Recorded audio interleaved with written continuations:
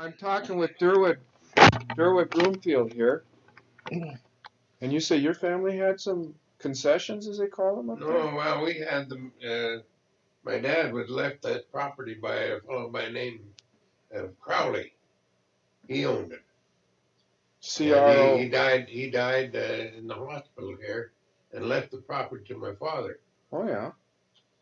And of course, we were one of the originals up there, and then we took up more land.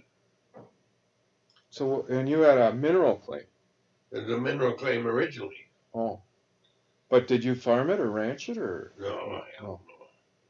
No, you we just. weren't farmers.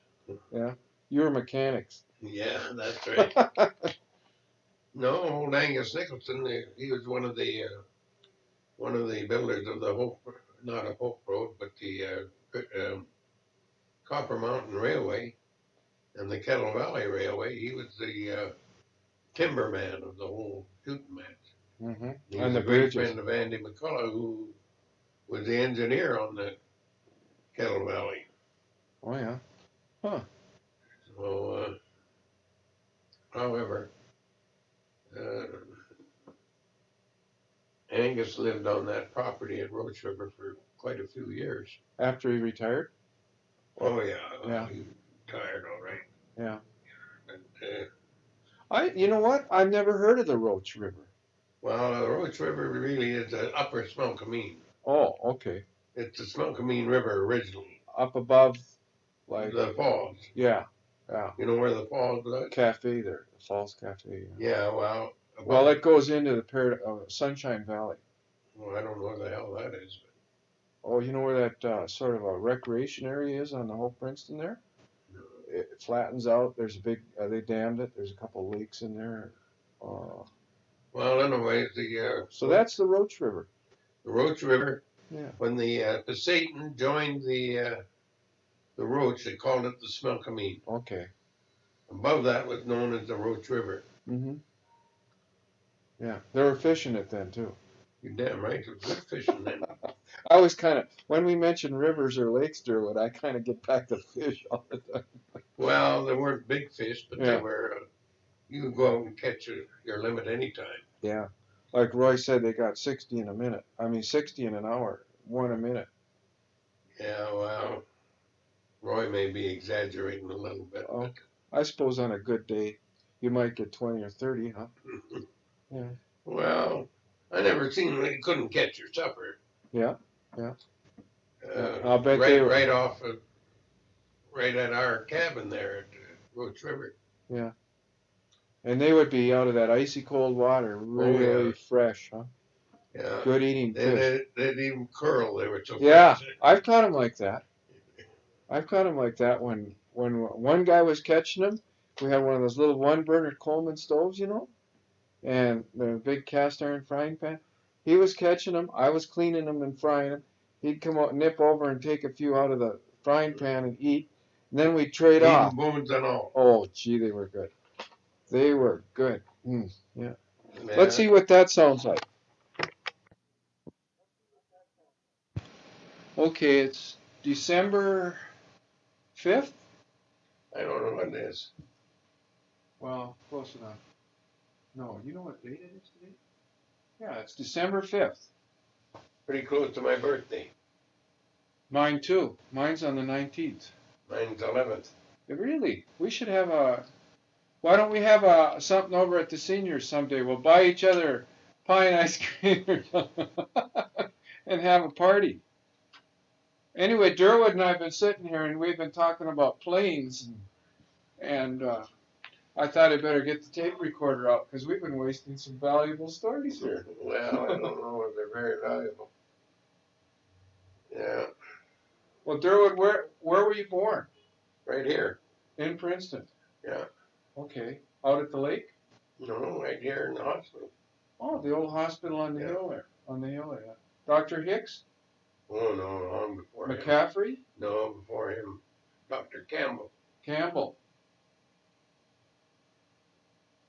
So I don't suppose you remember much about that day.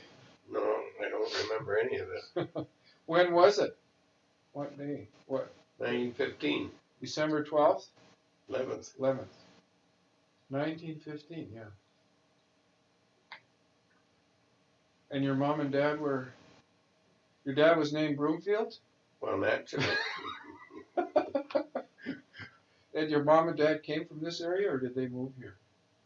It came from, my dad had a hotel up in Westbridge. And Where's that? Westbridge? Yeah. It's in the, up the Kettle River. Okay, I think I've gone through there. It's near, well, you start at Rock Creek? Yeah, you go north from Rock Creek. What's the name of that place in there now? Well, how the Westbridge is where he was at. Is there still a Westbridge there? I think so. Oh, okay. Was he a miner? No, my dad run a hotel there. Oh, okay. And then he became I thought you said he was he was good with horses. Oh, he was. He run the stage, Camp McKinney to Greenwood. Yeah, right. So, but then he bought a motel after that, or a hotel. Got the hotel in Westbridge, yeah. After that. Yeah, well, he was over in that country then, right? Oh, yeah. Yeah, so. Yeah, he knew horses all right. You told me he drove stages and got out of there just before that big holdup. He made one run, was it? Oh, he was running that stage when they held it up. He wasn't running it then. They cut his contract or something? Or? Well, they decided they were going to hold their own gold bricks. They got held up. The very first time they hauled them, so he turned back and hauled them after that. They decided it was false economy, huh? Well, it was rather false economy, yeah. Yeah, they lost, I forget how many hundreds of thousands of dollars. Oh, I couldn't tell you. I've been watching that Bill Barley show, and he had a program on it. Well, my dad was the guy that hauled all the gold bricks out of McKinney except the ones that were held up. Yeah. Well, then, let's see. You were born here. Your mom came from here? No, she came from across the line. She's an American. Oh, where was she from? A place called Conconully. I know where that is. I've been there. Sure. CONCONCONULLY.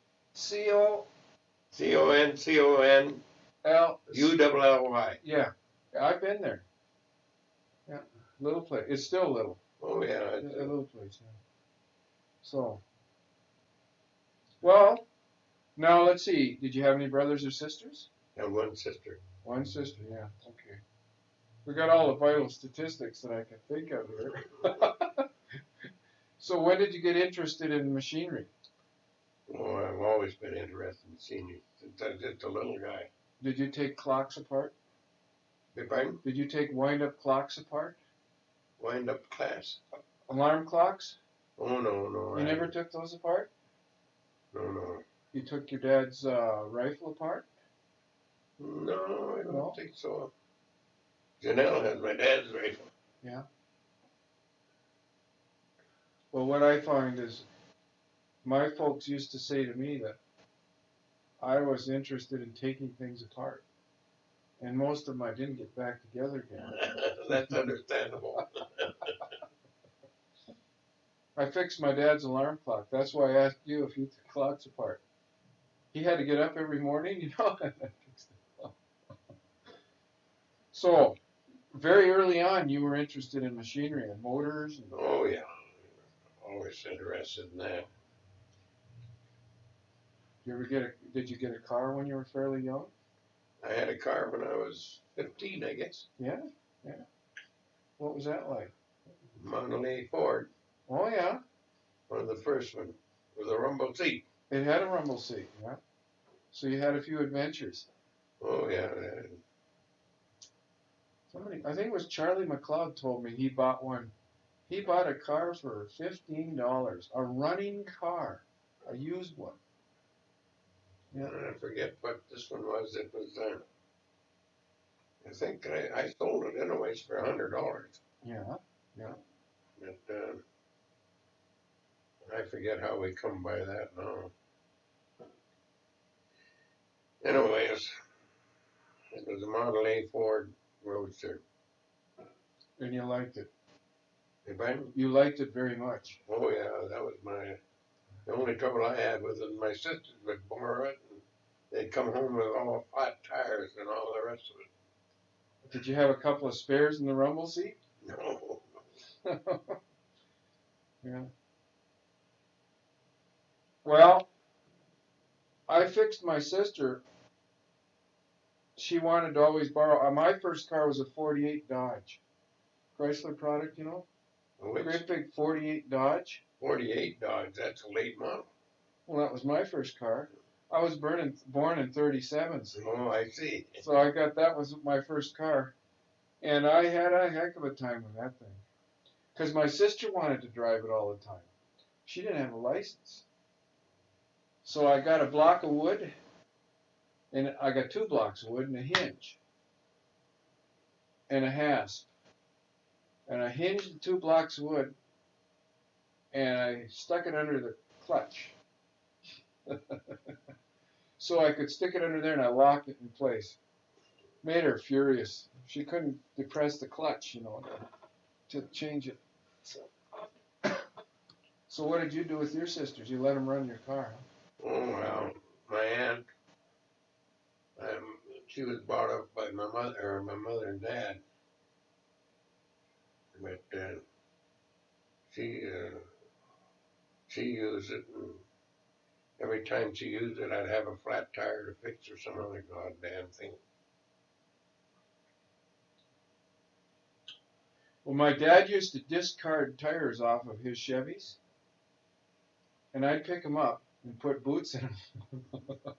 Bumpity bump, bump, bump. Yeah, and I'd put boots in them and run them for 300 or 400 miles. Good old days. I had a regular place in the basement where I changed my tires. I'd seen in the garage they had this lever with a little bar down that would press alongside the wheel, you know, and it'd break the bead, you know, off of the wheel. So I had one down in the basement I made on one of the beams holding the house up, you know, and I'd bring my tires rolling down the stairs. I'd fix 2 at a time. I had a pile of them in the trunk. Yeah.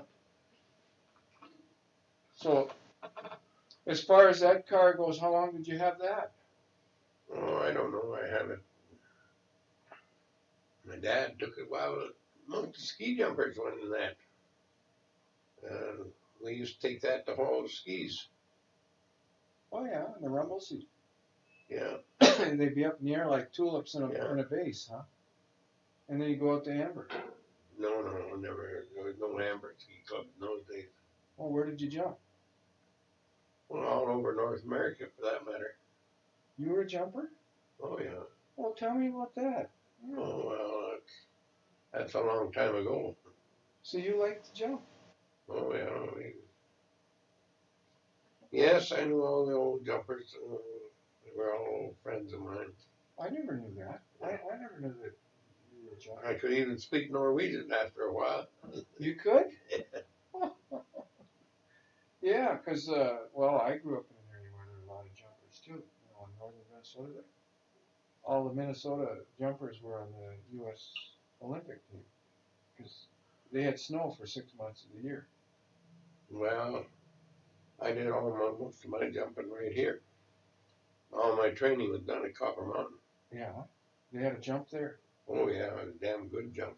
Where would that be? White's Camp. Oh, okay. And there was a clear hillside. And Oh, it was a fabulous jump. It was better than Amber? Oh yeah, hell, Amber was in it with it. Oh, yeah. You could jump over 200 feet there, and you went down and you come up on the other side. You just jump around and then you ride right back to the bottom of the hill again. It was dandy for that. A bowl, kind of like a bowl. Yeah. Huh. Old Nels Leeds, I guess he was the one that built it. Uh-huh. So there was snow there a lot of the year, too. Huh? Oh yeah, well, right at White's Camp. Yeah, pretty high. So you'd pile all the guys in your Model A and the skis in the back, and the rumble seat, and off you go. Off we go, yeah. How many could you get in that vehicle at once? Oh, I don't know. More than you were supposed to, anyway. Oh, yeah. Yeah. Somebody was probably in the back with the skis too. No. No. No, it was Ivor Knudsen. He was one of the jumpers. John Lee, Olaf Lead, Thor Anderson, and how many others? Well, I can't remember them all now. Yeah. Yeah. Well, that's good. So you learned some Norwegian. Du snakker litt norsk. You know what that means? Snakke norsk. Snakke norsk, yeah. Yeah, snakke norsk. Yeah. I'm trying to learn how to speak that too. There's a few Norwegians coming back, but they're not many. There's Stenvold still in town. He doesn't speak any Norwegian. No, he don't. And He never was much of a skier. no. His dad was, but not him. Did Ingemar ski? No, I don't remember Ingemar. He's a late model. Oh, yeah. Besides, he's Swedish. Yeah. He don't count for Norwegians. No, there's some pretty good skiers among the Swedes too. Yeah. I shouldn't have said that, Ingemar. But well, you say you traveled all over. What do you mean? Like, well, we used to go down across the line and jump. where would you go? Leavenworth. Oh yeah. One of the places that we used to jump in. Yeah. Yeah. How did you guys do in the competitions? Oh, we were right out on the front, right on the top line. Were you? Yeah. Oh, yeah. You brought back some trophies? Oh, not a hell of a lot of trophies. They didn't give trophies in those days. Blankets and stuff like that. More useful things. Yeah. Now it would have been in what, 30s? Oh, yeah. 1928, 29, 30. Mm-hmm. Right in the start of the Depression. Yeah. Things were tough, I'll tell you. You ever have to push the car back home because you ran out of gas? Well, Eddie Anderson, he always took his car, Mm-hmm. and I took mine, and we'd go and we'd jump at Leavenworth, and then we'd jump down in Snoqualmie and Mm-hmm. all through there. Mm-hmm. There wasn't hardly any Americans that did any jumping, you know. Yeah, on the West Coast. But back in around Michigan and Wisconsin and That could have been, yeah. yeah, they were jumping back there. My uncles were jumping about that time in the 30s. They were jumping. Yeah, there was. They had the neatest skis, heavy sons of guns, great big heavy skis, wide skis, with 3 grooves down them. Yeah, that was a regular jumping ski. Yeah, and they were long. Yeah, well, most of your skis were 8 feet, eh? Yeah. I took them out of the attic one time, tried to ski with them. They were no good. Oh, they're daddy for going downhill. Yeah, but not for through the snowbanks and over the amongst the trees. No. Yeah. They're fine if you're, well, you know, we used to use parawax, stuff like that. Yeah. And you could take 1 foot ahead and then you'd slip back 2 feet. Yeah. No, you had to pack them up the hill. Yeah. I remember the guys walking up the hill with them over their shoulder. And then they had to walk. See, they didn't have hills back there in Minnesota that were big enough to jump off of. They could land on them. But they had to build these big towers. Oh, yeah. You've seen Holmenkollen in Norway? The picture of the Holmenkollen? Oh, yeah. That thing. I was there. Boy, is that big. Were you at Holmenkollen? Yeah. Oh. I didn't jump. It was middle of the summer. Oh, I was there to see the Oslo. You know, my relatives are there. I don't know if you knew I was Norwegian. No, I didn't. Yeah, that name Sandnes is Norwegian. My middle name is Norman. Sandnes, oh yeah, Pete. There used to be a guy by the name of Pete Sandnes from Brady. Yeah, he was a jumper, wasn't he? Yeah, a good jumper. Yeah, Sandnes is Norwegian. You know who told me about Pete? Dave Taylor. Well, Dave Taylor, he said, I think I know somebody named Sandnes. It was a skier. He said he was from Prince George or something. Is that right? Burns Lake. Burns Lake, yeah, okay. And he said, just give me a minute. You know how Dave was. So he went over to his little file. Yeah. Went over to the stack of newspapers. Yeah. Pulled it right up. 3 minutes. He had that story back in about this Pete Sandnes. I think he jumped. He was second place in that event. Could have been. I can't remember where Pete. Pete was a good jumper. Yeah. Did he come back and forth from Burns Lake or live right here? No. He was from the north. Wow. Mm-hmm. Yeah. There was Pete Sanders, and then there was what's his name from the States. Can't think of his name right now. He Yelmer Wong.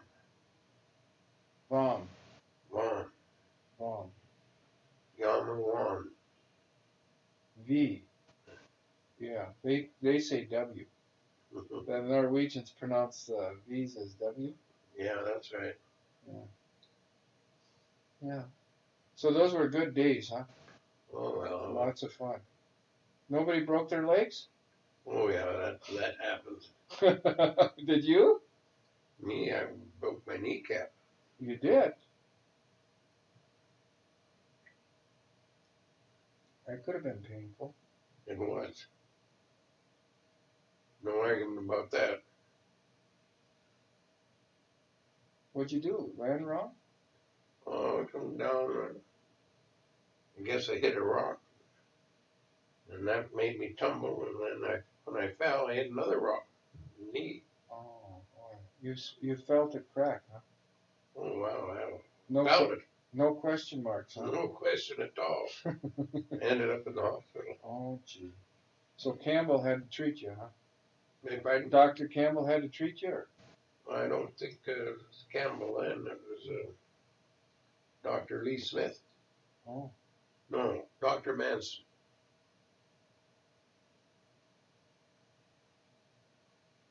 Well, I broke my leg skiing too, but I wasn't jumping. I came down Red Mountain. Well, that's over in the Kootenays, yeah. Rossland, yeah. And it was getting pretty tame going down the regular, trails in the open. So I decided to go through the woods. You know these roots that come out of the ground and they go up in the air a little bit and then they come down again and go back in the ground? No, not really. Well, imagine one. They're like stirrups, You can put your foot in there. In fact, you can put a whole ski in there and your foot. Well, I stopped. Yeah, you stopped in a hurry. I stopped in a hurry. In fact, I stopped so fast that my whole body went forward in the bindings, and the left one released, and the right one didn't. So you did the splits. Well, I know it was painful for a while there, and I remember my whole body went forward and just about touched my nose on the skis, and I went forward so hard and so fast I stretched the Achilles tendon in the back. I didn't break it. I stretched it. What? That big tendon, the big one, hamstring, hamstring. Yeah. That one. I stretched it, and when I came back, I recoiled back and I broke my ankle. Oh boy. Boy, was I in good shape for about 6 months. I was teaching school and everything. But how long did yours last? Oh Christ, I can't remember now, but it was. I think it was. Well, I know it was all summer, anyways. Mm-hmm. We're still on the air. I should check and see what it sounds like. Yeah, skiing was a lot of fun. I haven't done any for a long time. 10 years. Well, I haven't done any since the war. Oh, 45, yeah. Well, let's get back to those vehicles now. What'd you have after your Model A? Damn, I know. I had 2 Model A's. The first one was the best, though, right? Well, one we used the most anyway. I still look back at my first car. That was the best. That was the best. I think when you're young and you get a car, the first one is always the nicest. Well, in your opinion, then, what was the best car you ever had? Of course, it wasn't a GM product, was it? No, I don't think so. Well, you sold GM, right? And in later years. Yeah, I know. I was just ribbing you. See, I told you that it wasn't a GM. No. What would the best car be that you ever had? Best car? Mm-hmm. Well, I don't know. I've had a lot of good ones in my years. I tried always after that first one to buy new ones. I learned a lot from my first car.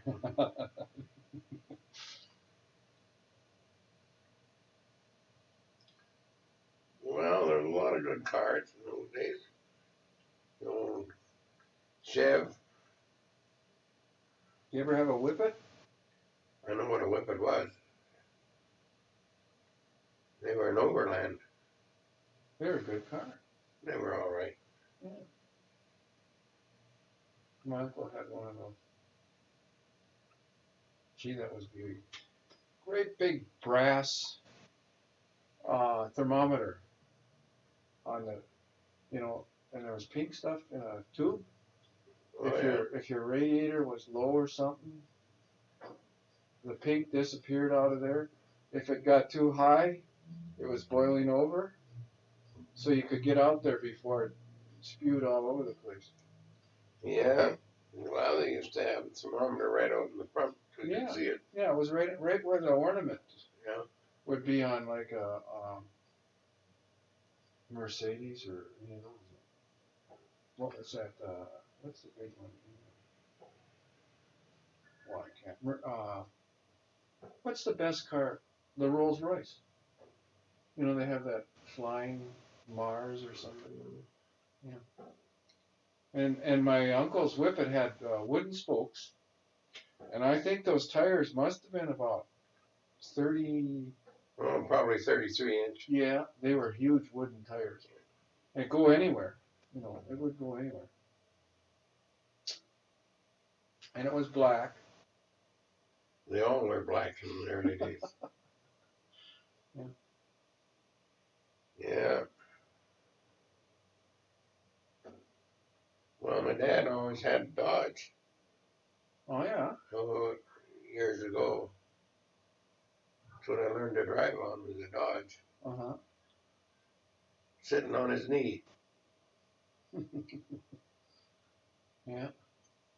I used to get nervous. I can remember that. My dad would say, you stay on your side of the road, and they stay on their side of the road. Don't worry about it, because when that car was coming towards me. So I'd say, okay. So I'd watch my side of the road and, cars bearing down on you. Do you remember that? No, not particularly. No, that never bothered you, yeah. Yeah. No. My Dodge had a fluid clutch in it. A fluid drive, they called it. No. And it was a great car for a guy that liked to be in the woods like me because you could put it in low gear and it wouldn't stall. The wheels would spin around. But you could get out of the car and push while the rear wheels were going around. You never heard of them? Fluid drive? Yeah. It was their fanciest model. You could start out in second gear. You could start out in high gear. It didn't matter because it wasn't meshed. It was a fluid in there that was working between two plates, and it would allow you enough leeway there so it wouldn't stall. It wasn't the best way to do it. But, in an emergency, you could. Yeah. I don't think I ever heard of a fluid drive. Maybe I have. It was printed right on the bumper. Fluid drive, Yeah. And heavy. Oh, those old Dodges were heavy. They were really built well. Had a flat six, and when it rained, the water would, my car, the water would collect in the spark plug holes, because it had come through the hood. The hood came up two halves, Yeah. No, a Dodge is the first car that I can remember driving, anyways. They'd go like hell. Mine didn't. No, the one my dad had, it could go like that out of hell. I know they were expensive cars. They weren't a cheap car. A Dodge wasn't a cheap car. Now they were called the Dodge Brothers, I guess. Yeah.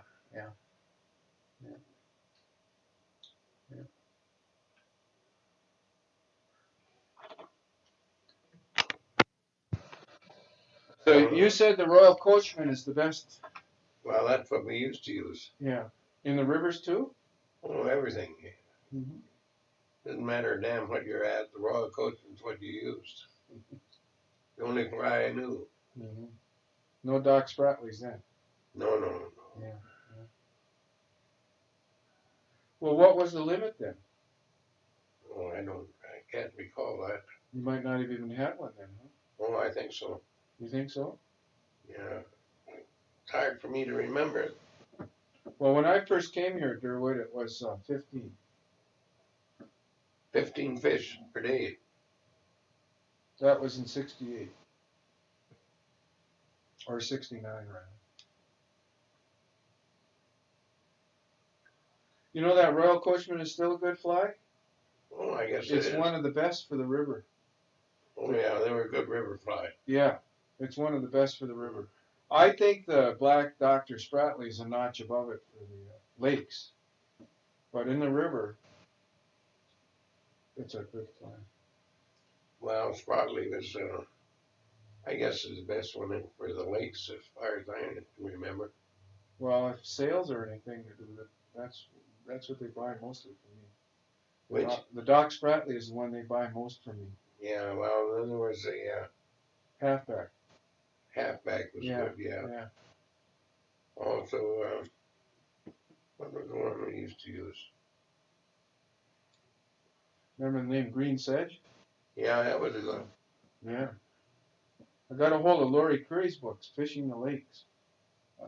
It's a nice little book, right through the whole book, Halfback, Tom Thumb, Doc Spratley, and the Green Sedge. They're the ones they talk about all the time. Well, I don't think Curry knew a hell of a lot about it. He didn't. Well, when did he come here? No, I don't know. The old man Curry came through here with a traveling stud. Oh, servicing horses. Yeah. Oh, yeah. He was a horseman. Well, I don't know what the hell he was. He had a traveling stud. Mm-hmm.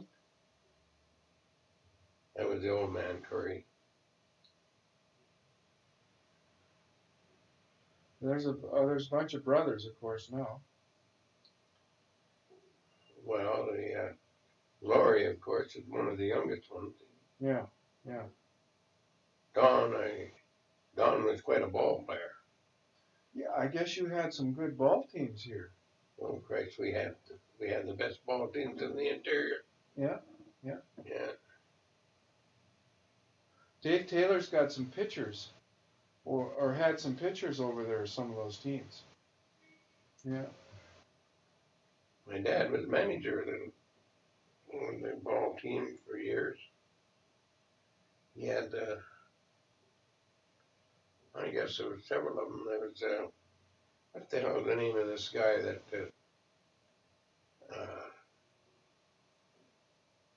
in the oil business? Pringle? No, not here. In Calgary, he's from Calgary. There was two brothers of them. They were ball players. They lived here? Oh yeah. And now they're in the oil business over in Calgary? Well, they ended up in the oil business. Oh. They end up with very wealthy men. Yeah. So I suppose you guys traveled a lot. Your ball teams traveled. No, not a To great games. deal, I don't think. Well, who did you play then? Then here, Yeah. Karamis was one of them. Merritt? Merritt wasn't too much of a ball team. Oh. Karamis mostly. They were good too? Oh yeah, Karamis had a good ball How team. about Headley? I heard they had a team. Well, they had a team, all right. They weren't. Karamis was the best ball team we had. We Your had best the opponent. opposition. But you could beat them pretty regular? Oh, I don't know whether we beat them regular or not. Tom Daly, he was the pitcher for Karamis. He could take a ball and put it around his hand all the way around. Oh no. Oh, he had hands like baseball gloves, huh? Huh. Yeah, Tom Daly. Did he have a wicked fastball? Well, he could throw any kind of a ball, I guess.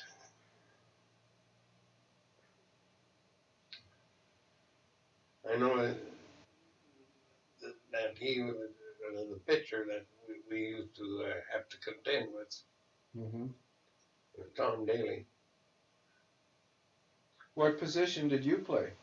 Me, I didn't play any position. Oh. Oh. Did you tag along or watch the games? Or Oh, I used to watch him. your dad was a manager, so was, you would be involved a little bit there. Not a great deal, no. Yeah. Yeah. Dr. Lee Smith, my dad, a few more of them were all great sportsmen, you know. No matter damn whether it was skiing or baseball or fishing, hockey or fishing or whatever. They would participate. Yeah. Was there any Carusos on that team? Oh no, Crusoes they later. didn't come here until many years later. They're good chuckers now. They can really whip that ball, the Carusos. In fact, one of them was taken over to Penticton or somewhere. Oh? So he's gone over there to chuck for them. Yeah. Well, they used to put me out in center field. Well, couldn't do any damage there anyway. Well, come on now. I thought you figured that out. That was pretty well it. Because I didn't have much coordination when I was really young.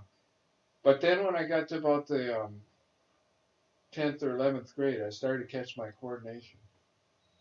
I could hit. I could really hit.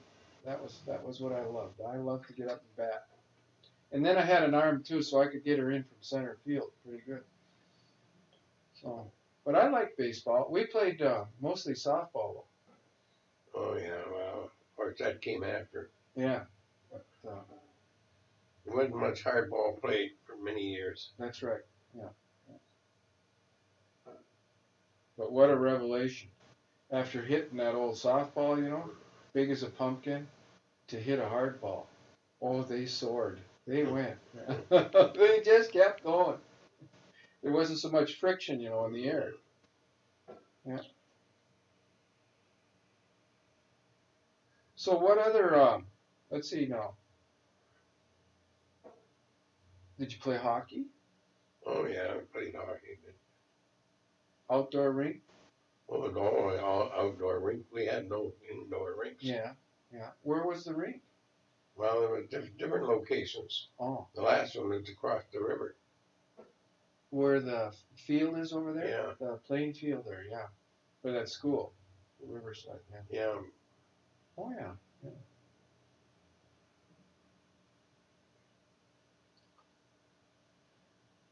I grew up playing a little hockey too, but mostly we never had the proper equipment. We'd find broken sticks. The older kids would break their sticks and leave them stuck in a snowbank, you know. And we'd take them home, and with our little crosscut saws, we'd cut a groove in the bottom, you know, and slide a board in there, and make another blade. And then we'd tape it as best we could, you know. And we found out plywood was the best. We broke all those crate sides, you know, the orange crates. Remember that? The wooden orange crates? Well, we used those at first. They didn't work. All right. So then we started using plywood, and they hold up pretty good. Yeah. And we used chunks of coal for the puck. Well, the coal wouldn't last very long. Not if the guy took a slap shot. No.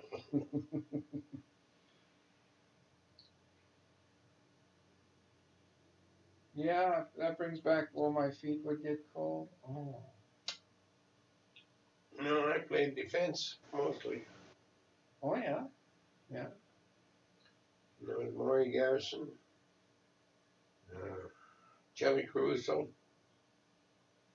and I guess there was Gerald Burr, a bunch of those old timers. Yeah. I don't know how Gerald's doing. Have you heard? I don't see him very often. I see his Jeep parked, I don't know, but he's been in the hospital for a long time. Oh, up here? Oh. Well, before he went, he was in Penticton Hospital. Oh. He had an aneurysm or something. Oh. No, I haven't seen him for a long time. Yeah. He was a good hockey player. I guess he was a good athlete all the way around, huh? Yeah, good hockey player. Yeah. He and his brother? If I'm, What, didn't he have a brother that was a... oh, no, well, there was Ted. Yeah. Ted Burr, he was but he wasn't in Gerald's class. Oh. Roy Kern used to be the coach. God, he was a good coach. Mm-hmm. Well, I was going to say, what was your best game? Did you score some? As a defenseman, you didn't get in on too much scoring. No, not a defenseman, no. Did you ever score? Oh, well, I must have scored once or twice. Yeah. Yeah, that game has changed so much now when you watch it. Those defensemen are getting in on the scoring quite a bit now. But you were told to mind and keep them guys out of there, right? Yeah. Keep them off balance. Yeah. I don't know. We were always given the bad time every time they take a penalty. We'd always see the defensemen were always penalized. Yeah. Well, you'd be hooking or high sticking. And they never got by you. You would make sure they didn't get by you. If they got by you, they were on the ground. They were skating along the ice somewhere. Huh? Yeah. So you spent some time in the penalty box. Oh, yes.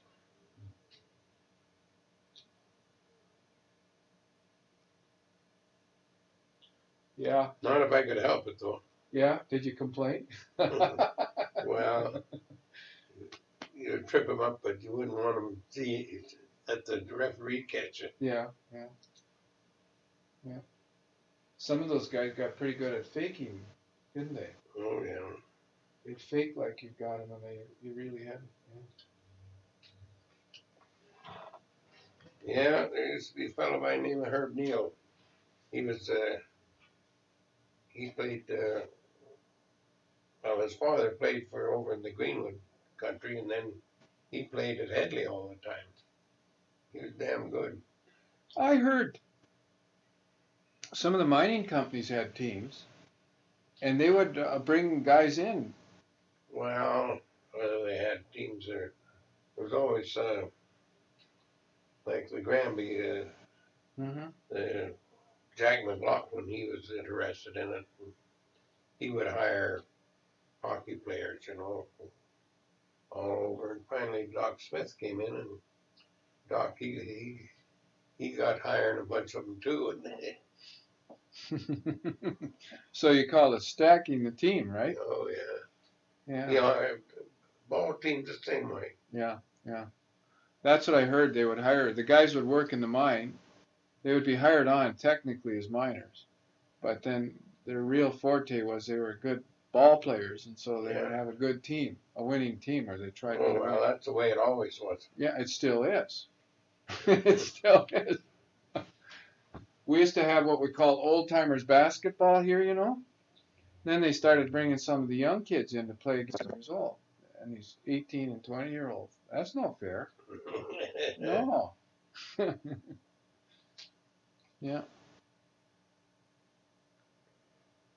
Well, let's see. That takes care of the winter. Now we're to spring. Spring? Yeah, what do you guys do in the spring? I don't know. I guess we did everybody we could. The easy ones twice. I know what you mean. Yeah. Well, when spring came around, it was pretty hard for us guys to keep our fishing tackle in the closets. Oh, that was the spring. That was what spring was to us. You never did any trapping, did you? No. Well, we did some beaver. Just for rats. Did you? Tell me about that. Not muskrats. Pack rats? Pack rats. Tell me about your adventures with those. Well, you're lucky if you'd catch them. They were smart. Yeah. You bet. I've heard that over and over again. They were pretty smart critters. Oh, I finally got a deal that used to nail them pretty good. The old spring tap, and Spring tap. trap. Oh yeah, with the big bail that came around. Well, it had a big round bed, deal like that, and then you opened up your trap, Yeah. and put that in, and Oh yeah, you press down that lever. yeah. Okay. And Right. you put silver paper on it. Yeah. Like tin foil. Yeah. Yeah. And then you put a little hole in that. You put a little apple underneath it. You nail them every time. They'd see the tin foil, huh? Well, and then they'd come over and find that. And then they smell the apple. Was it right underneath the tin foil? Like, Oh yeah. You'd put the apple there and then put the tin foil over it. Okay. And then the tiny hole so they could smell it. Yeah. I get you. Yeah. That worked. I got to remember that. Yeah. That worked like a damn.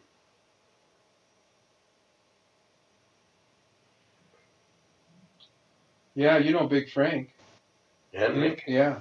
He had trouble with them in his buildings up there. And so he couldn't get them so I used a technique that used to work for me for weasels. I took those spring traps, the ones with the bail like a mouse trap. Oh yeah. The big ones, the rat traps. And you nail it off the floor about 18 inches on a wall. So there's no way for them to get around. They have to reach up. Well, doggone it, we caught one. And the rest of them kept springing the traps. I don't know how they did it. And the bait would be gone. And we come back and the trap would be sprung and the bait gone. That got a little annoying, because they were making fools out of them. All we were doing was feeding them, So then I thought, well, take a cardboard box, John. And I made a nice hole in the side of the, like a birdhouse. And then I threw apples all over inside, and put the trap right underneath. So what they did was they'd come up, they'd smell the apples in there, and they'd jump through that hole. And if they didn't land on it right away, and scrambling around for all those apples in the dark there, we caught him then. But boy, he was smart. And was he pretty? He had it was all white on the underside. Great. Stink, holy Christ. Oh yeah, they're bad. Yeah. Did you have them out at your place at the lake? Oh yeah. That's where I learned the technique of catching rats. Yeah. I caught them every time. Yeah? How many would you have to catch before they left you alone? Well, you have to catch them all. Well, like what was the average? Oh, I don't know. They move in every fall, huh? Well, as soon as it starts to get cold weather, in come the rats. Yeah, they're looking for a place to hole up. Yeah. Yeah. But that was a great work. It was, it's quite a chore to catch the rats. Yeah. You had to outwit them. They were smart buggers. Yeah. Foxes are the same way when you're out in the woods. Foxes. They're smart. Was it true that the laird trapped out there? Oh yeah, sure. He had trap line there. Did? What for? Muskrats? Well, he had for everything. Coyotes, muskrats. Yeah. Silver fox. Were there silver fox running around out there? Well, or did he raise those? He raised them. Yeah. This is when I got to check with somebody. Myers told me that somebody sold Laird some foxes because he wanted his fox farm, you know. And next spring, Laird was waiting for the pups, and he waited and waited, no pups, and they were all males. Now, would that be true? That somebody sold the Laird all males and he didn't get any? Well, if it is, I never heard of it. You never heard that story? Okay, I wanted to check that, a double check on that. Yeah. But the old Laird did raise foxes there. But he did get pups. Oh, yeah. Yeah. And they were silvers. Silver fox, yeah. Yeah. They were valuable. Oh, yeah, I got a good price for silver fox. Yeah. But he was a smart old bugger, you know. Some of them got away on him, and he trapped them. He got them. He got him back. Huh? Yeah. He threw him back in the cage? I guess so. I don't know. Yeah. Well, those cages were still there for years afterwards.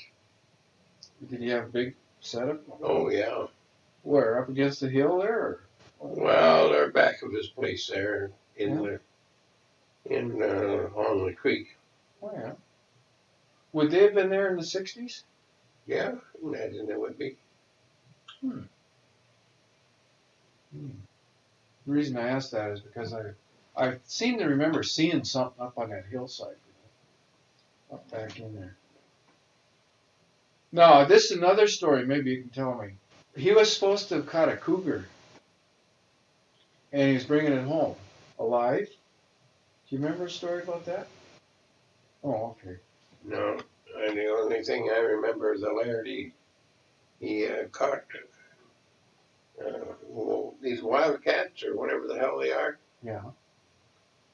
Seen him catch those. Yeah. He and Dave Wansley, they caught him. Alive? Oh, yeah. What would they do? What would they do? Yeah, what would they do with them when they were alive? Well, they sold them. They sold them alive. Yeah. Oh. How would they get a wildcat home? You know, that's like handling a buzzsaw. Well, they put a noose over him, neck, and that's the way they get them. Yeah. And then it was on the end of a pole? Yeah. Oh, and so they just trotted home on the end of the pole. Yeah. Yeah, you wouldn't put one of those under your arm. Oh, no way. They were pretty vicious. Yeah. And then there was another animal. What the hell were they? They were really vicious. I can't think of the name of them now. Well, the one we were impressed with when we were kids was badgers. Yeah, well, these weren't badgers. Oh, Christ, I can't think of the name of them. They're, nothing will tackle them. Not even a bear or anything else. They're scared of them. Wolverine, yeah. There were wolverines up there? Oh, yeah. Oh. Gee, that must have been a pretty wild area up there because they don't usually come around people, wolverines. No, wolverines, they were tough buggers. Yeah. Yeah, that's the famous Indian carcajou. The Indians call it the carcajou. That was the devil animal. They hated them because they wrecked their trap lines. Oh, yeah. They'd get on the trap line and eat the animals out of the Indians' traps, and then they wouldn't have any fur. Yeah.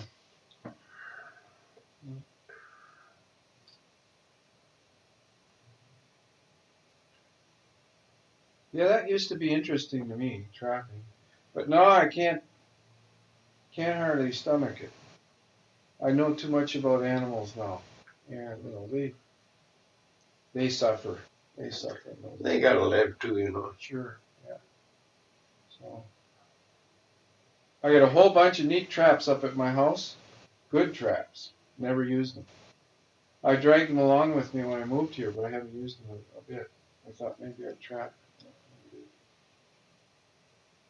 Well, there's good money in trapping, I guess. It's interesting. Well, Joe Hilton made a living at it for a long time. Yeah. Before him, Harry Gordon. You know Jamie Hilton? Oh, yeah. Jamie used to come to school after an absence of a couple of weeks. I'd say, Jamie, where you been? I said, we've been doing these things here and you haven't been around. "Oh, I was out catching lynx, sir." And I'd say, "What do you mean catching lynx?" "I caught 4 lynx in the last 2 weeks." He says, "I got $600 each." Well, I figured it out. He was making more money than I was. He's 12, 14 years old. He's catching lynx for $600 each, you know. Yeah. Why, he's an outdoorsman. Those Hiltons, those kids. That'd be Joe's sons. Yeah, they are really outdoorsmen. Well, they brought up, well, Harry Gordon was the old trapper that used to be here years ago. Mm-hmm. And Joe bought his trap line. Mm-hmm. Yeah. Jamie guides too. If I? Jamie guides. Oh yeah. Up north for moose somewhere. They hired him, and he goes up there. He's got a farm, you know where Muna lives? Muna? Up on the mountain there, up by Jura. They're up there beyond. How can I describe it? You know where the Jura schoolhouse was? Oh yeah. Okay, that road goes up the hill there. Oh, well, there's a little lake up there. Yeah. Muna was her name. You don't know? No, okay. Anyway, Jamie's he bought that ranch. Quite a big ranch up there. What's his name used to?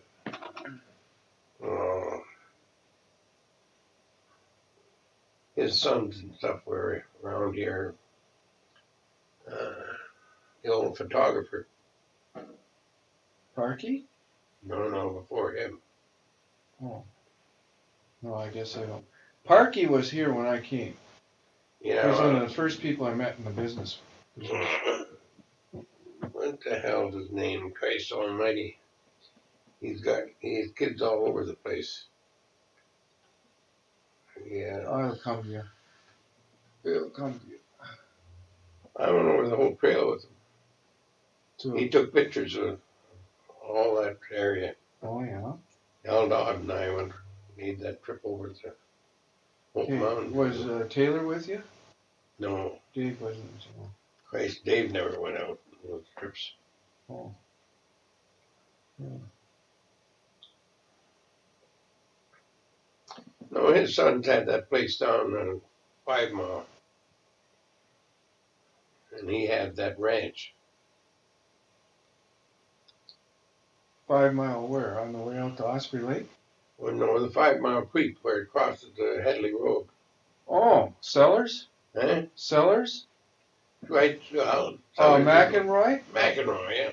Was he a photographer? He's a damn good photographer. Really? Old man, that's Gavin now. Well, the old man's dead, I guess. Yeah, Gavin is the one that's... Yeah, and the other one's dead too. Yeah. No, but the other McEnroy, brother to him, got killed in an automobile accident here this year. Mm-hmm. I don't know what area it was. Mm-hmm.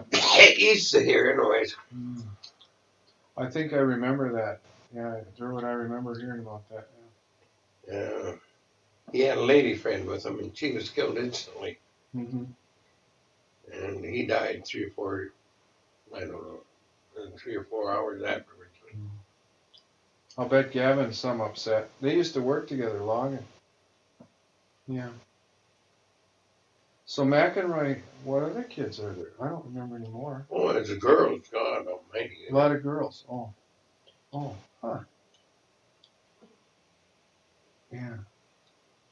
One of them works in the mini chef now. One of the McEnroys?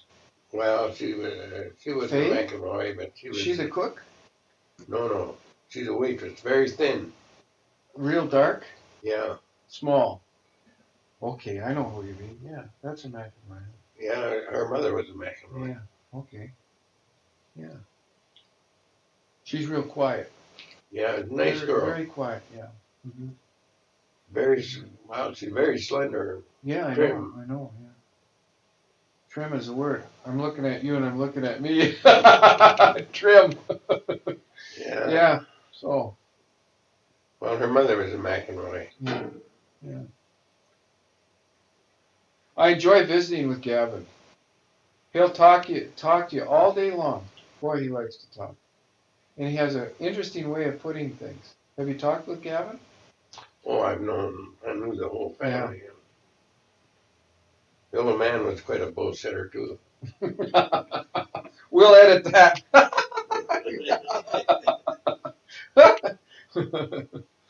Yeah. Howard was his name. Oh yeah, Howard McElroy. Did they always have sawmills or what? No. No. He was a photographer? He was a photographer here. That's right. Okay. I got you now. I'm back on track. We had a place right across from the mini chef.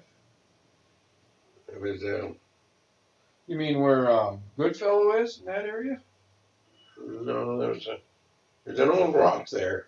Yeah. Yeah, well, That big old rock. Yeah, well, his shop was right there. Oh yeah. And he took good pictures. Oh yeah, he took all those. While we went across the whole trail, and he took all the pictures. Are they published somewhere? Like I don't know. Maybe Gavin's got them. I couldn't say. I don't know. Mm-hmm. Mm-hmm. Well, I'll tell you.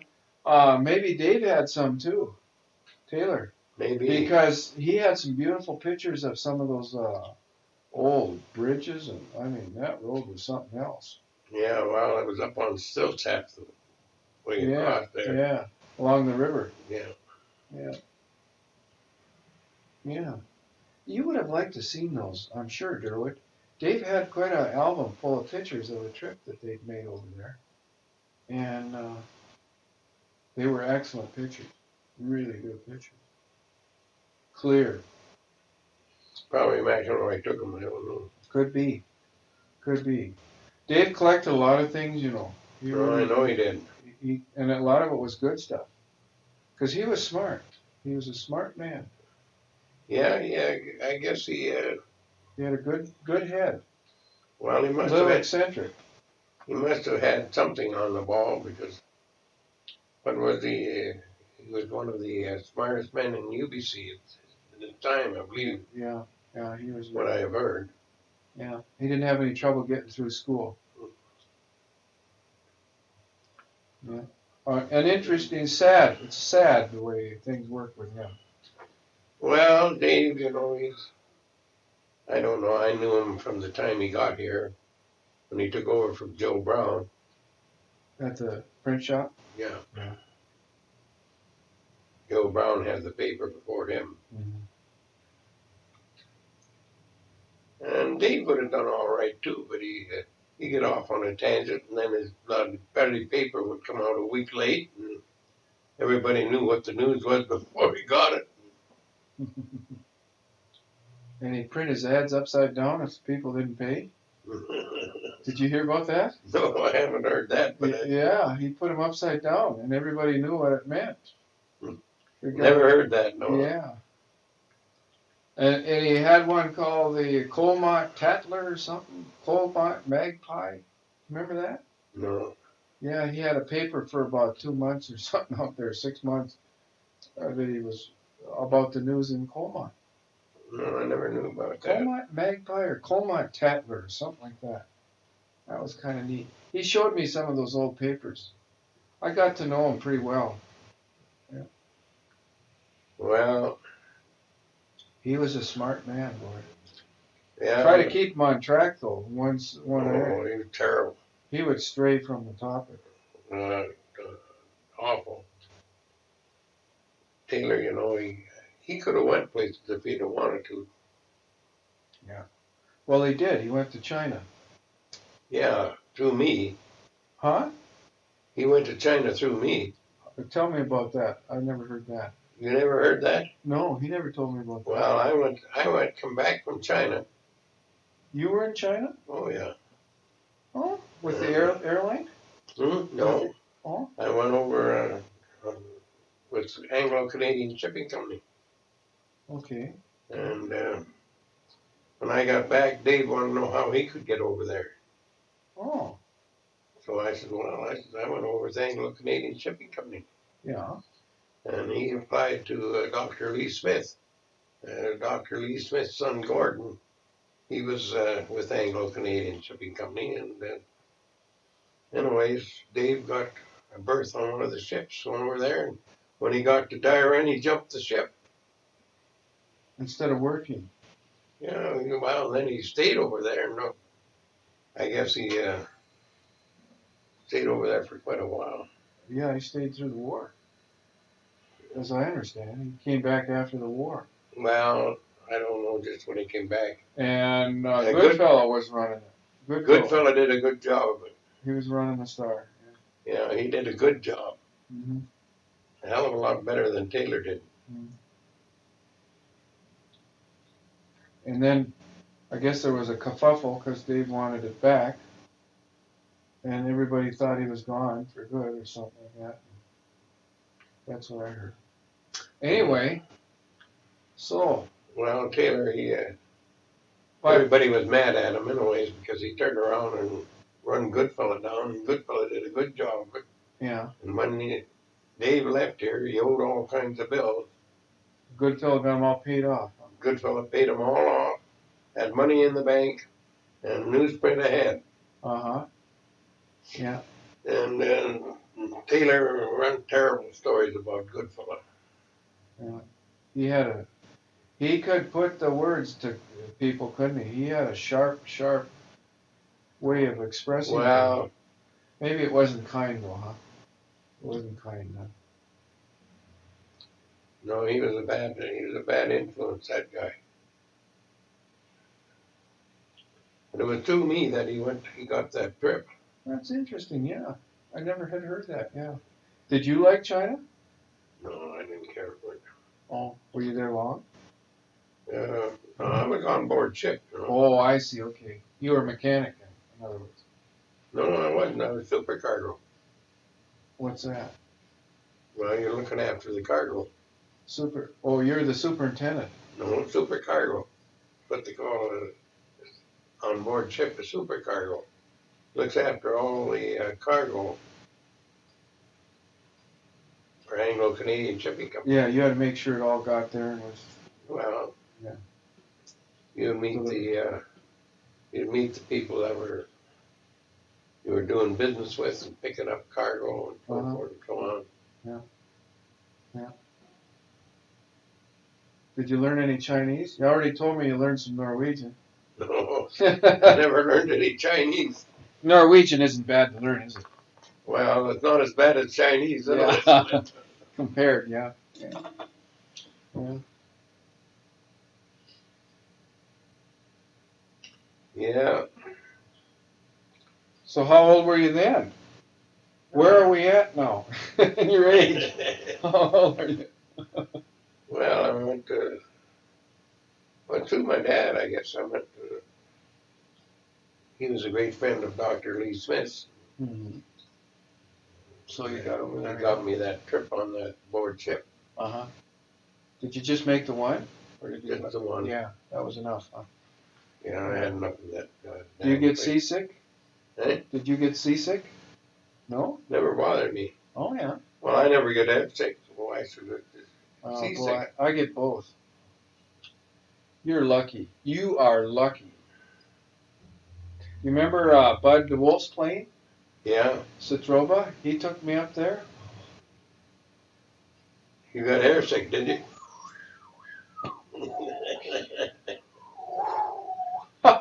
That thing never flew a straight course. That was up and down and all around, you know? That was bouncing around like a yo-yo. Well, you can get airsick pretty easy, all right. You know what I was trying to do? Take pictures from the air. I don't think that helped either, you know? But I did take 36. I got 36 good pictures from the air around here. Yeah. He wanted pictures of all the lakes, you know? He was interested in them. Oh, yeah, Bud was a nice fella. A good man. His death really bothered me. Because we were just getting to know each other really well. We only lived half a block away from each other, too, you know. So I dropped over there and visit with him.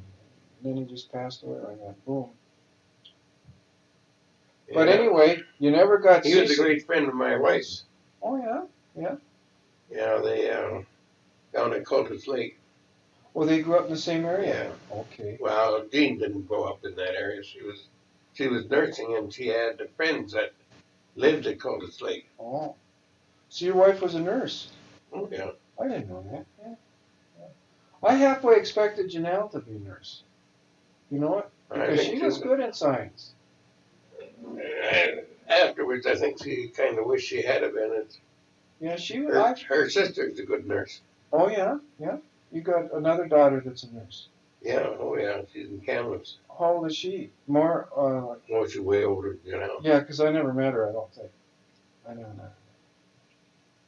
Well, she's really a stepdaughter. She's not my real daughter, but. Mm-hmm. Well, you consider her your daughter. Oh, well, hell. Yeah, she's like your daughter. Yeah. Yeah. Well, anyway. Okay, we're getting close to when you met your wife, I think. Is that right? No, I don't know. Let's see. Came back from that trip to China.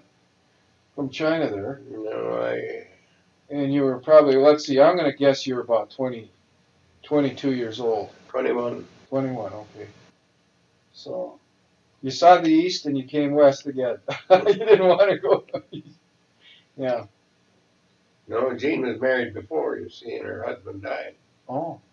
And I married his widow. Mm-hmm. She was a miller. A miller. Oh, yeah.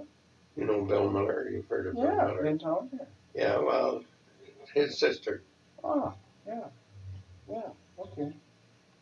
Yeah. She was nursing down there and you broke your leg and ended up in the hospital. No, not No? really. Didn't work like that? No, it didn't work that way.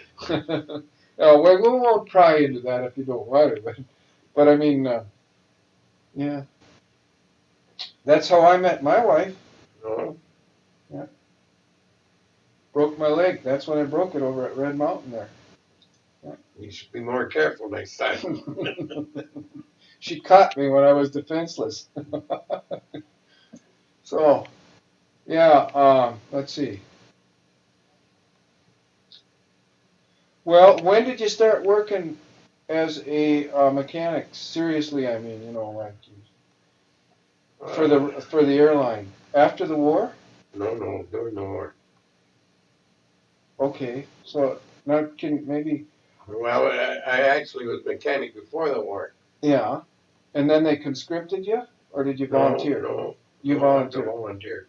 You and Smart and Smythe and Huey and. Well, I went in as a direct entry. See, I was with Canadian Airways. So you already had the training, right? So they loved you. They loved you because you could start working right on those motors. Right on the bloody job. Jesus From Christ. one place to the next. No rest for the wicked. I knew all about airplanes before I ever joined the Air Force. Yeah. They were waiting with open arms for you to come. Huh? Well, they grabbed me anyways. And then what did you work on? What kind of planes? Well, you mean during the war? Yeah. Many kinds. From, well, I couldn't say exactly. The DC-3s, we worked on those. Have you ever heard them called Goonie birds? You never heard it. They were always Dakotas. Dakotas, DAX, we call them. DAX, yeah. And they were made in Canada? DAX? No. They were made in the States? Yeah. They were a Douglas Curtis. Yeah. Douglas aircraft, yeah. They're a damn good kite. Yeah. You'd risk your neck in one now, huh? They pardon? If you could hear the motors for a little while, you'd go up one now, huh? Oh, I wouldn't mind it. Well, I'd fly anywhere in a DAC. You would, yeah. Yeah. Well, they flew the hump, you know, from India over Burma. Oh, I know. The to China. squadron I was with. Is that the one? An Indian squadron, yeah. Oh. Were you in India then, too? No, didn't go to India. We were slated for India, but we didn't go. Uh-huh. Yeah, I read about those DC-3s flying that hump, carrying cargo over to China. Yeah. Well, that's what we were going to do. And right about that time, there was the Battle of the Bulge. So you got that way. Pardon? You got sent that way. Well, we were trained to go to the Far East. But the Battle of the Bulge happened, and they kept us right there. Yeah, yeah. In England there. Yeah. So that was our training, and then we pulled gliders and stuff like that. Did you get in on any of those drops across the channel? Oh, Arnhem? Arnhem? No. Oh. We were trying to remember the name of those gliders, remember? What the heck were the name of those gliders? They weren't caribous, were they? No, I don't ever remember ever hearing the name of. Hoxa. Hoxa. Damned if I know what they were called. Hoxa? I couldn't tell you. I don't know. Okay, okay. I just got through reading something about that, about the Arnhem, you know, in that drop. They missed them. They missed the area. They dropped them behind the German lines or something. All over the place. They didn't. Yeah. That was a miscue of the first order. They got winds and fogs, and they got all screwed up there all over the place. One guy, from what I read, there'd be a whole battalion of guys here, and they didn't have their guns, or some such screwball thing. You know, they had their Bren guns, but what can you do with a Bren gun? You know? Sten gun, not a Bren gun. Sten gun. Yeah, they had their Sten guns. The Bren gun was something else. Sten guns, of Christ, are nothing but gas pipes. Yeah, they were just cheap things. They probably throw rocks better than you could shoot them. 9mm. Yeah. The Bren was 303, wasn't it? Yeah, well, a Bren gun was a real good machine gun. Machine gun, yeah. The other bastard, you had a clip that hold, what was it? I think it was 29 shells, 9mm. Mm-hmm. And you were lucky to hit it. And you get a weak load, and Christ, the whole goddamn works to go. Say that again? It wouldn't, well, your whole clip would go. And Instead of firing one at a time, you pull the trigger, and God, the whole goddamn issue would go. If that was a weak shell, you mean? One shell was weak? Well, the shell was weak. It didn't have the powder in it. It didn't have to pull the ejector. Yeah. Oh, boy. Yeah, well, anyway, what I was reading about in this deal, they had those little stovepipes with them. But their main stuff, you know, came down in cargo parachutes somewhere else. Then after that, you know what they did? They figured out the guys would jump with their gear, all the stuff they needed. The reason they didn't carry it before was they'd break their ankles if they carried too much, you know.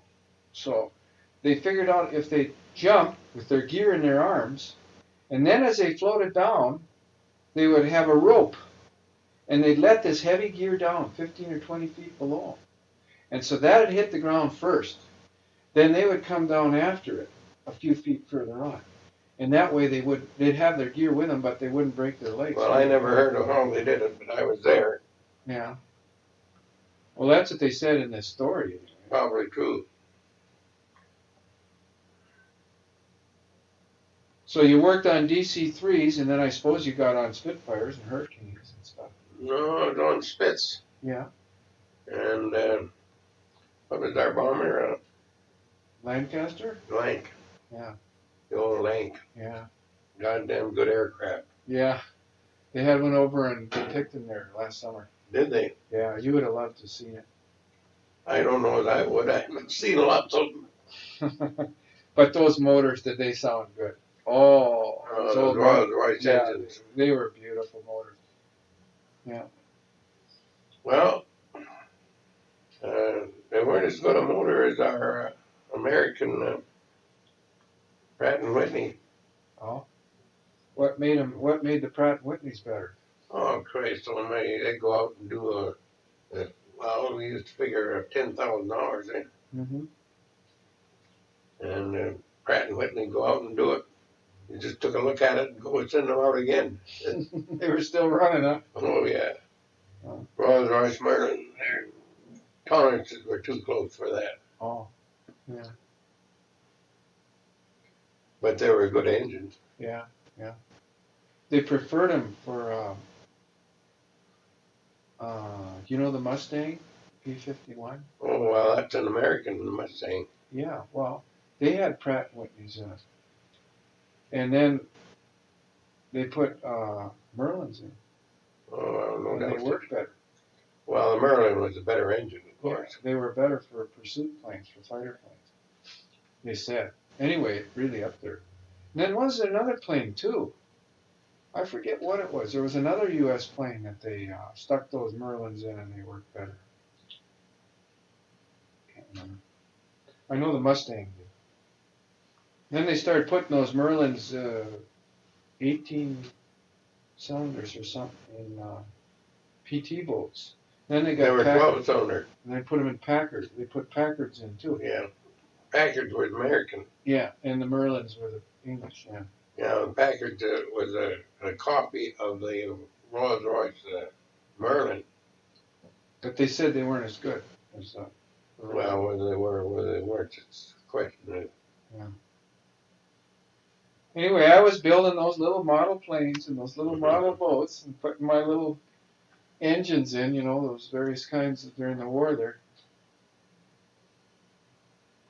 So that's how I got interested in them, those pictures. Then, of course, where I lived, Durwood, there was an air base, fighter squadron. Oh, yeah. And those P-51s used to fly over my house on the way out over Lake Superior, target shooting. They had some drag socks Oh, yeah. to shoot at. They'd go out. Oh man, that ground just goes, that humming. They'd come sailing over the house, and you could feel the shock waves from those planes. I tell you what you can do for me, John, is give me some of that orange juice. Oh yeah, okay. I was wondering. I'm getting bit. He says, I can make anybody airsick. Yeah.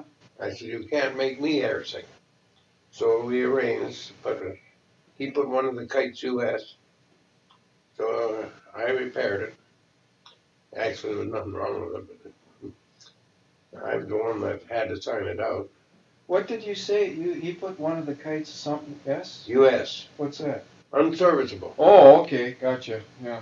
And it wasn't really. oh no. Yeah, okay. So I went out and checked it out. And so we took it up. He was going to make me airsick. Well, Christ almighty, he did everything with that kite.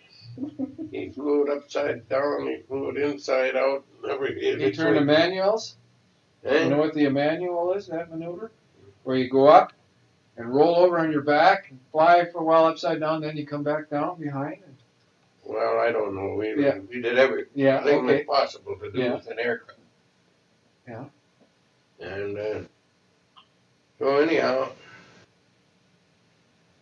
after it was all over, Christ, I could have reached down and grabbed the grass roots. We were so close to the ground a couple of times. Yeah. And so after he sat her down and got out, and he says, how are you feeling? And I said, I'm feeling all right. How about you? He says, I feeding the fishes. He was really sick. Made him sound sick. So anyways, I wasn't that bad. Yeah. Some of the things that happen. Well, what kind of a plane was that?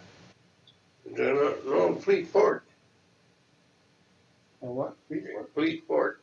Fleet Fort, oh. Training plane. Oh, I see. Okay. Yeah. It wasn't a Harvard. Oh, no, well, we had Harvards afterwards. Oh, yeah. I know the Harvard. That's a nice one. Oh, yeah, Harvard. Good kite. Yeah. They ranked right with S3H1 Wasp engine. Yeah. Was that American engine or? Oh, yeah. Wasp, huh? S3H1 Wasp engine. I guess the Harvard ranks right with the DC-3, huh? Well, no, they're different kite altogether. I know one's twin engine transport. Yeah. But I mean, as far as reliability and service. Oh, no. I hear guys are still flying those Harvards too. Well, Harvard's a good kite. Are you feeling okay? Yeah, I'm all right. Tell me if I can do anything for you, okay? Hmm? Tell me if I can do anything for you. Oh, yeah, I will. Like shut up or whatever. Yeah. Yeah, I worked on Harvard's. The Fleet Fort was designed by a woman, and it was supposed to be a replica of the Harvard, but it never panned out that way. It had Fleet Fort had a Jacobs L6 engine, but they weren't a good engine either. Did some engines get built here in Canada, like Merlins, or No, they never built them here? no, they're all American. Or they were English, huh? No, no, a lot of American fleet. The Fleet Fort, which had a Jacobs L6, that was an American engine. Oh, that's not. I've heard of the Wasp. Well, the Wasp Junior is American. Yeah. Hey, did you ever get to goof around with a gypsy moth or a tiger moth or any of those planes? Remember those English I trainers? knew all about them. Did you ever work with them? Oh yeah, they are inverted 4 cylinders. Were they any good? Oh, the goddamn gypsy moth, good kite. Was it? It's only very small, but Yeah. What about when there was a seaplane they had called a swordfish? didn't know it. You didn't know that one? No. Did you work on the engine of the gypsy moth? Oh yeah, I mean, Was that easy to work with? oh hell, there's nothing to them. Yeah, I suppose it's like Yeah, a little 4-cylinder engine. Huh? little 4 cylinder that had a what's called mag on it. You know, when you turned it over, well, your mag would fire afterwards, so that. Those were they always turned the prop on them to start them, right? Oh yeah, You had to get out there and risk life and limb. that's right. Did you get to turn the prop? Oh, Christ, I pulled lots of props. Got out of the way in a hurry? Oh, you don't have to get out of the way. You just the way you pull them through. You don't. Yeah. You always lean back on them, so when it fires up, you'll go backwards from it. Ah. Yeah. And they were always chalked so that they wouldn't crawl up. Oh hell, you had to have chalk under it. Yeah. That was a must. That was a must. Reminds me of my 48 Dodge. That was a must there too. You know what I'm getting at? Not really. You don't? My brakes weren't very good. Oh, Duluth is right on the side of the lake. The lake dropped 300 feet in depth, you know. So the city is all up and down. Well, if you ever parked on a hill with that Dodge mine, you turned the wheels into the curb, number one, and then you went out and put chocks under the back 2 wheels. That was some car. Yeah, that was some car. How long were you in the service? that was 4 years. Oh, yeah. 4 years too long. You didn't like it? Oh hell. Waste? A waste of your 4 years? I would say so. Yeah.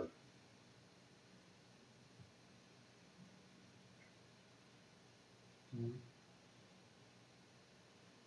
You were working on goddamn aircraft. I was working on aircraft before I ever went in there, so Yeah. So you didn't learn anything? I didn't learn anything there. Yeah. Yeah.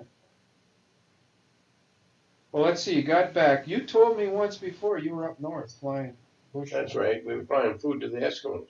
You were. The Eskimos had missed the caribou trek. You know, the caribou. Were you in on that? Oh yeah. Is that the story Farley Mowat wrote about the people of the deer? Could be. Yeah. They were inland Eskimo, caribou Eskimo. Yeah. And they missed that, and they were starving. And one of them came out to this German trading post and told them. Well, I don't know about that, but You were in on that. Yeah, they sent us up there to fly food to them, and Yeah. They were starving. they were They starving. lost a lot of people. Oh, definitely. The food didn't get to them in all of it in time. No. Well, that's what we were doing, flying food to the Eskimos. Yeah. I mean, it was too late. They got the word out after they lost some of their people. Right? Wow. Or do you know the story? I should know it. I was there. Yeah. What was the story you knew? What was it? What do you mean? Well, like they missed the herd. Yeah, they missed the herd, and then the Canadian government turned around and sent us in to fly food into them. Yeah. And that was Frank Hartley was the one of the engineers, and Mike DeBleaky, he was a pilot.